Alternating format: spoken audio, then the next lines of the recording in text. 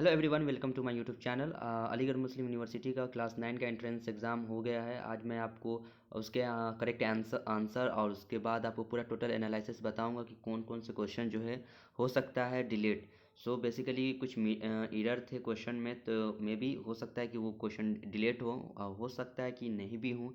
तो सारी चीज़ें मैं डिटेल में बताऊँगा और लास्ट इन द वीडियो के एंड में मैं आपको कट ऑफ के बारे में बताऊँगा। तो सो लेट गेट स्टार्टेड। तो जो पहला क्वेश्चन जो है as beautiful as rose is an example of, तो ये स्माइली डी होगा। ठीक है, पहले का क्वेश्चन का जो आंसर है वो डी होगा। और क्वेश्चन नंबर 2 जो है जैसा कि पूछ रखा है there is a dash butter on the toast. So इसका आंसर होगा वो है ए, टू मच। ठीक है, there is a too much butter on the toast.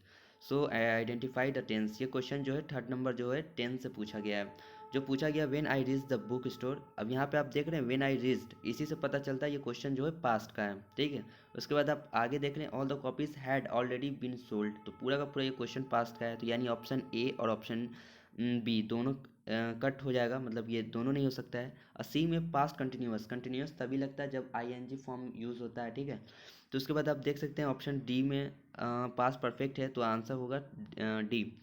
So question number 4 का जो फ्रेज है hit the nail of the head means क्या होता है, saying exactly the right thing, मतलब उसको कहते हैं ना हम लोग, ये भाई तूने सही बोल दिया यार, एकदम एग्जैक्ट जो मैं सोचा था वही तूने बोला है। तो क्वेश्चन का ये मतलब है, 4 का ए आंसर होगा। ठीक है, सो लेट स्टार्ट करते हैं नेक्स्ट फिफ्थ क्वेश्चन जो है। बेसिकली क्वेश्चन जो पूछा गया है इस बार सबसे इजी पेपर जो बोलते हैं, बहुत ही इजी पेपर था। सारे क्वेश्चन जो है एनसीईआरटी से पूछे गए थे। ठीक है, तो जिसने भी एनसीईआरटी सही से पढ़े होंगे, क्लास 6, 7 और 8 का सॉरी 7 और 8 9 का पढ़ा होगा, तो उससे बेसिकली इससे निकल जाएगा। और ये जो 9 से ज़्यादा क्वेश्चन थे और 8 से। ठीक है, सो फिफ्थ का जो आंसर होगा वो डी है। आई वेंट टू, वेंट के साथ हमेशा प्रीपोजिशन टू लगता है, तो इसके कारण आप यहाँ पे देख सकते हैं आई वेंट टू क्लास हो गया। अब यहाँ पे देख सकते हैं टू टाइम्स, अब कितने टाइम, जब एग्जेक्टिव, अब आपको यहाँ पे एग्जेक्टिव खोज रहा है। ठीक है, तो एग्जेक्टिव आपका टू हो गया, तो वो लगा दें। उसके बाद फाइंड पेंसिल टू, तो आंसर डी हो जाएगा यहाँ पर। क्वेश्चन नंबर 6 में एंटोनिम्स पूछा इग्नोरेंस का, तो इग्नोरेंस का जो एंटोनिम्स होगा वो नॉलेज होगा। और 7 नंबर क्वेश्चन नंबर 6 का आंसर है डी। ठीक है, तो आप मार्क करते रहें, आप अपने हिसाब से देख लें आपको कितने मार्क्स आ गए हैं आपके। ठीक है, क्वेश्चन नंबर 7 द वर्ड जो है करेक्ट स्पेलिंग क्या है इटिक्यूटिक का, तो यहाँ पे आपको बी है, ETIQUETTE। सो आंसर जो है बी है। Fill in the blanks with the correct preposition. Question number 8 का जो आंसर होगा वो है बी, 4 होगा are you sorry for what you have done. Okay, so 9 का क्वेश्चन जो है पैसिव फॉर्म में चेंज करना है। ठीक है, Tom is building a house. ठीक है, तो यहाँ पे आपको प्रेजेंट टेंस में है, तो आप जब एक्टिव पैसिव वाइज पढ़ेंगे तो आपको आराम से आपको यहाँ पे पता चल जाएगा कि house is being build by Tom होगा। ठीक है, ये प्रोसेस है बनाने का। एंड अब यहाँ पर अब आपको क्वेश्चन जो है टोटल 9 क्वेश्चन पूछा गया है आपसे यहाँ पर इंग्लिश में। तो मैं मान के चलता हूँ कि अगर एवरेज बच्चों ने बनाए होंगे तो 8, कम से कम 8 बनाए होंगे एकदम करेक्ट आंसर। ठीक है, 7 कुछ हो सकता है जल्दीबाजी में मारने के चक्कर में 7 बनाए होंगे, लेकिन मैं 110% कहता हूँ जो भी सिलेक्टेड बच्चे होंगे वो कम से कम 8 क्वेश्चन तो करेक्ट किए ही होंगे। ठीक है, 7 उनका जो बाई मिस्टेक उनसे हो गया होगा। ठीक है, अब आते हैं उर्दू सेक्शन में जो लैंग्वेज सब्जेक्ट का है। तो यहाँ पे आप देख रहे हैं पूछ रखा है यहाँ पर कि क्वेश्चन में कि लफ्ज़ एहसास मकरी का मुक्तज़ात क्या है। ठीक है, तो इसका ऑप्शन जो है एक 1 होगा। ठीक है, ये आपको एनसीईआरटी में मिल जाएगा, ये एनसीईआरटी से ही पूछा गया है, ऑप्शन ए है। ठीक है, एहसास बत्तरी। ठीक है, और क्वेश्चन नंबर 11 का जो है वो है कासिम किस अफसाने का किरदार है। ठीक है, तो ऑप्शन ये भी एनसीईआरटी से क्वेश्चन है, ऑप्शन सी होगा इसका आंसर। ठीक है, ऑप्शन 12, क्वेश्चन नंबर 12। ठीक है, 12 में देख रहे हैं जैसा कि क्वेश्चन है एक जैसी आवाज़ हर्फ का ख़त्म होने वाले अल्फाज को क्या कहते हैं। ठीक है, तो इसका ऑप्शन होगा 12 पर सी होगा। ओके, उसके बाद अब आप आते हैं क्वेश्चन नंबर 13 में। जब 13 में आएंगे तो लिखा हुआ है लफ्ज़ गलीज़ का जद बताएं। जद उसको कहते हैं मुतज़ाद, मतलब अल्फाज, मुतज़ाद अल्फाज कहते हैं, तो उसका नाफिस होगा। ठीक है, नफिस, ऑप्शन बी होगा। और क्वेश्चन नंबर 14 जब देख रहे हैं तो 14 में आपको यहाँ पे देख रहे हैं आवारा गर्द की डायरी सफ़रनामा किसने लिखा है? आप जब एनसीईआरटी पढ़ोगे तो सफ़रनामा जो है बेसिकली इंशा के इंशा के लिखे हुए हैं, जो आपको ऑप्शन डी मिलेगा आंसर, ठीक है। क्वेश्चन नंबर 15 में है, संगल की जमा बताएं। संगल की जमा बताएं तो ऑप्शन सी, ठीक है, असगाल होगा। एनसीईआरटी में ये भी क्वेश्चन दे रखा है, तो मतलब बेसिकली मैं कहूँ तो क्वेश्चन जो है सारे एनसीईआरटी से आ रहे हैं, ठीक है। क्वेश्चन नंबर 16, सबक जो है वतन की वापसी में गांधी जी ने किस मुल्क का जिक्र किया है? अमेरिका, अफ्रीका, हिंदुस्तान, तुर्की।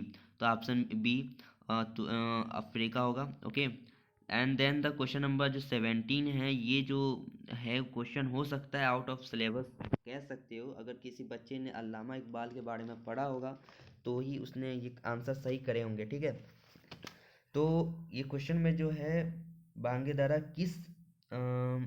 दारा किस का शायरी मजमू है? तो ऑप्शन जो है ये सी होगा, अल्लामा इकबाल का, ठीक है। वैसे ऑप्शन सी है, क्वेश्चन आउट ऑफ सिलेबस कह सकते हो, लेकिन अगर बच्चे ने जो पढ़ा होगा तो उसने लगा लिया होगा या तुक्के मारे होंगे तो उनके भी सही हो गए होंगे। क्वेश्चन नंबर 18, अग्नि शब्द का पर्यायवाची शब्द नहीं है। नहीं है, यहाँ पे नॉट देख ले, नहीं है तो बहुत सारे बच्चे ने लगा दिया होगा, पर्यायवाची शब्द देखा होगा, सभी है यहाँ पे, ठीक है। तो ऑप्शन बी जो है अनिल, ये नहीं है अग्नि का पर्यायवाची शब्द, ठीक है। क्वेश्चन नंबर 19, आयात शब्द किसका विलोम कौन सा है? तो ठीक है, आयात का निर्यात, ठीक है। आयात मतलब आना, निर्यात मतलब यहाँ से बाहर जाना। इम्पोर्ट है, एक्सपोर्ट सुना होगा आपने इंग्लिश में, वो सीखा है। 20, ईदगाह कहानी के लेखक कौन है? या आप क्लास 5 या क्लास 6 में पढ़े होंगे, ठीक है। मुंशी प्रेमचंद की है ये, ऑप्शन ए हो जाएगा इसका आंसर। भक्ति शब्द में समास है, तत्पुरुष समास होगा, ऑप्शन सी, ठीक है। 21 का सी हो जाएगा आपको, ठीक है। सुदामा चरित्र कविता के कवि का नाम बताइए? तो ऑप्शन डी होगा, नरोत्तम दास, ठीक है। ये भी एनसीईआरटी क्लास 8 से पूछा गया है क्वेश्चन। अब यहाँ पे पूछ रहा है 23 नंबर, राहुल ने तो आग में घी डालने का निश्चय किया है, लेखाकिंत के लिए सही मुहावरा क्या है? तो ऑप्शन डी होगा, उत्तेजित करना, मतलब कि आग में घी डालना, किसी को गुस्सा दिला देना, ठीक है, तो उसका मतलब होता है। ऑप्शन 24 में जो है, पानी परत को हाथ छुए नहीं, नैनन के जल सो पग धोए। इसका सेंस ये है कि आप बढ़ा चढ़ा कर कहना, जो पंक्ति में जो है ना अलंकार जो कह रहे हैं यहाँ पे, जो राइटर ने कहा है, इसमें कहने का मतलब बढ़ा चढ़ा के कहना, ठीक है। तो यहाँ पे ऑप्शन 24 का बी होगा, उते उते उद्देश्य योगित अलंकार, ठीक है। सो 25 का जो है, घोड़ा घास खा रहा है, ये क्वेश्चन जो है बूस्टर से है। क्वेश्चन 2007 2008 में भी 2007-8 में भी ये क्वेश्चन रिपीट हुआ है, ठीक है। और तो इसका जो है व्यक्तिवाचक होगा, क्योंकि ये घोड़ा एक खास घोड़ा को कहा जा रहा है, वो एक ही घोड़ा को कह रहे हैं, तो इसकी वजह से। अब देखिए, अब ऑफिशियली आंसर किया आता है तो क्या ऑप्शन दिया जाता है, ठीक है। 26 क्वेश्चन नंबर है, अब आ चुका है ये साइंस। अब साइंस से जो है यहाँ पर मैं बताऊंगा कि साइंस में कैसा क्वेश्चन रहा। सब साइंस सही है, इजी रहा है। तो आपको यहाँ पे क्वेश्चन पूछा, one of the flowing process is not a part of the water cycle. तो ऑप्शन फर्स्ट में है कंडेंशन, बी ट्रांसपीरेशन, सी फोटोसिंथेसिस, डी इवोपोरेशन। सो यहाँ पे आप देख रहे हैं जो यहाँ पर क्या कहते हैं इसको, ऑप्शन सी हो जाएगा 26 का सी, फोटोसिंथेसिस के, क्योंकि इवेपोरेशन का जो होता है कि वाटर लिक्विड जो होते हैं उसको गैस में चेंज हो जाता है। फोटोसिंथेसिस को तो आप सभी लोग ने पढ़ा होगा, जो भी 9th के लिए आए होंगे, जो प्रोसेस होता है, जो प्लांट जो है where the use sunlight water carbon dioxide use करके वो ऑक्सीजन को क्रिएट करते हैं, ठीक है। प्रिसिपिटेशन जो है वो उस प्रोसेस को कहते हैं जहाँ पे वाटर साइकिल को रिलीज करके वो क्लाउड फॉर्म अप में रेन, स्नो, हिल्स एटसेट्रा में वो कन्वर्ट करते हैं। तो ऑप्शन जो है सी होगा। 27 में जो है, आप करियर ऑफ डेंगू वायरस इस क्या है? तो वो बी हो जाएगा। 28 का जो है, tadpole develops into adult frog by process of be metaphor metamorphosis, ठीक है। सो 28 का जो है बी हो गया।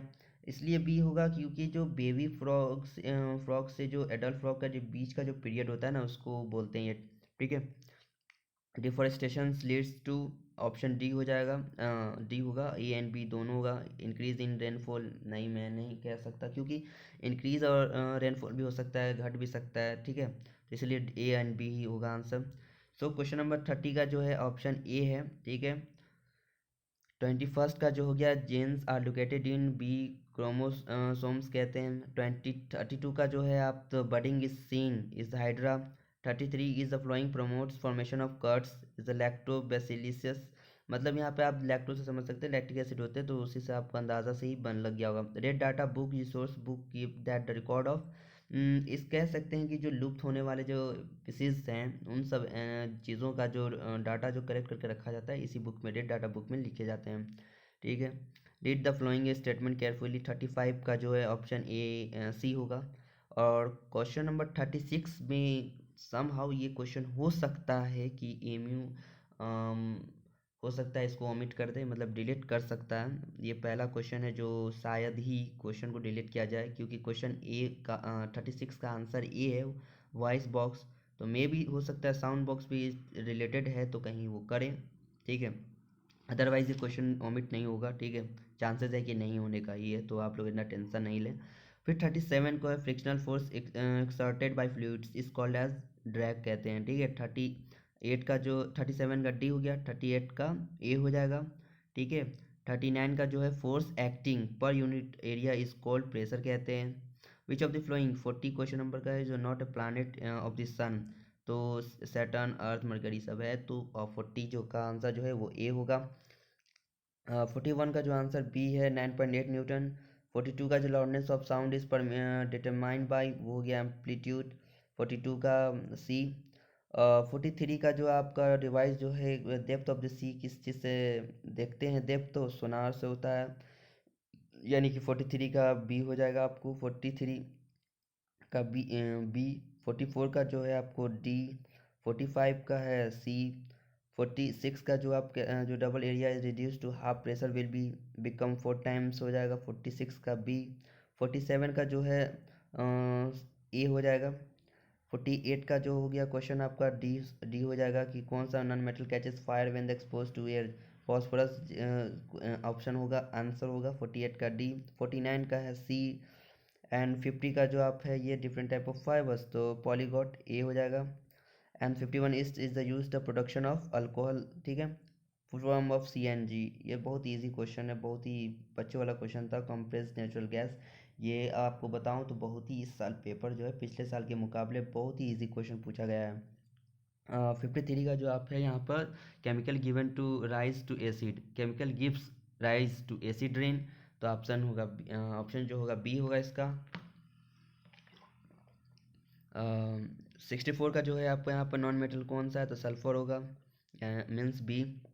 55 का जो आंसर डी होगा यहाँ पर आपको। 56 का जो है 56 का ए होगा। 57 का आपको यहाँ पर डी। 58 का जो है यहाँ पर ए। 59 का जो है आंसर ए है। सो बेसिकली अब मैथ स्टार्ट हो चुका है आपको, ठीक है, तो अब यहाँ पे आप अपने अंदाज़ा से सब आप लोग क्वेश्चन को मिला ले। ये आंसर 98% चांसेस है पूरे सही होने का, ठीक है। ये एमयू वाले का ऑफिशियल जो आएगा उसके अकॉर्डिंग आप 1-2 दिन में पता कर सकते हैं आप कि क्या आपका आंसर सही है, लेकिन ये आपका आंसर भी एक्यूरेट होता है, कोचिंग्स वगैरह से होता है, फिर हमने सॉल्व करे हैं क्वेश्चन, तो वगैरह सब मिलाकर मैंने देखा ये। 60 का सी हो जाएगा। 61 का आपका बी। 62 का आपका डी। अगर आपको फास्ट अगर हो जाता है कहीं पे वीडियो तो आप पॉज कर सकते हैं। 63 का आपका जो आंसर होगा वो होगा सी। 65 का जो है फैक्टराइज, इसमें जो है ना ऑप्शन में एरर शायद दिख रहा है, ठीक है, 64 में। और 65 का भी शायद एरर है, तो मे भी हो सकता है कि कुछ इसमें क्वेश्चन डिलीट हो जाए। 66 का क्वेश्चन का आंसर होगा बी। 67 का आंसर सी। 68 का जो है यहाँ पर क्वाड्रिलेटरल डायमंड्स हो गया है, यहाँ पर डायग्राम हो सकता है, कुछ हो सकता है, लेकिन हो सकता है यहाँ पे उन्होंने कुछ गलती मिस्टेक किए हैं, हो सकता है ये भी क्वेश्चन 68 नंबर डिलीट कर दिया जाए, ठीक है। तो 69 का जो आंसर है ए। 70 का आंसर है वो है बी, ठीक है, 70 का आंसर है बी। 71 का है आपको बी। 72 का आंसर है डी।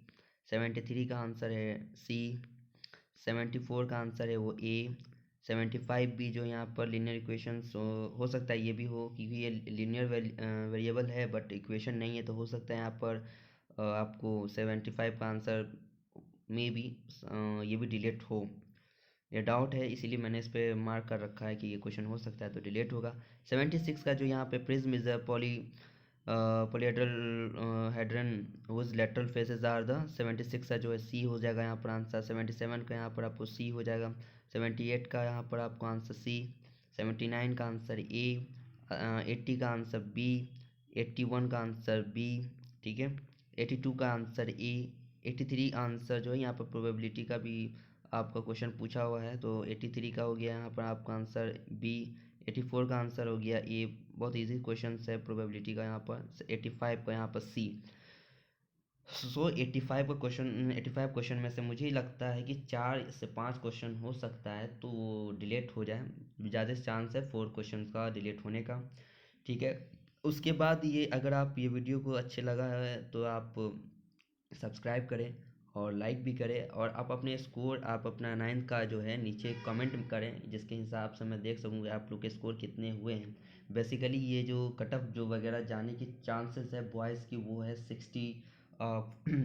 64 से 66 के अप्रॉक्स रहेगा। ठीक है, क्योंकि यहाँ पर डिलीट अगर होता है तो, वरना अगर ये डिलीट क्वेश्चन नहीं होता है तो ये एकदम ऑलमोस्ट आपको कट ऑफ ये 70 चला जाएगा बॉयज़ का। ठीक है, और अगर ये क्वेश्चंस को डिलीट किए जाते हैं तो एकदम चांसेस है 64 से 66 ही कट ऑफ रहेगा, इसी 1-2 मार्क्स आगे पीछे बस। ठीक है। और गर्ल्स का गर्ल्स का अगर हम अगर देखूँ तो 59 से 60। ठीक है, 60 मान लेते हैं, 60 रहेगा गर्ल्स का आपका ये कट ऑफ। ठीक है, रखते हैं तो। और क्वेश्चन नंबर जो डिलीट हो सकता है वो 36 है, 64 है, 65 है, 68 है और 75 है। आप भी कमेंट में बताएं कि वो शायद अगर गलत है तो क्यों, अगर गलत नहीं है तो वो तो मुझे हो सकता है बाय मिस्टेक मुझसे गलती हुआ होगा इक्वेशन सॉल्व करने में, तो इसलिए आंसर नहीं निकल रहे होंगे। सो आप ये वीडियो को सब्सक्राइब करें, शेयर करें और कमेंट सेक्शन में आप बताएं कि आपके मार्क्स कितने आए हैं। कट ऑफ भी मैंने बता ही दिया है। And thank you for watching this video. All the best.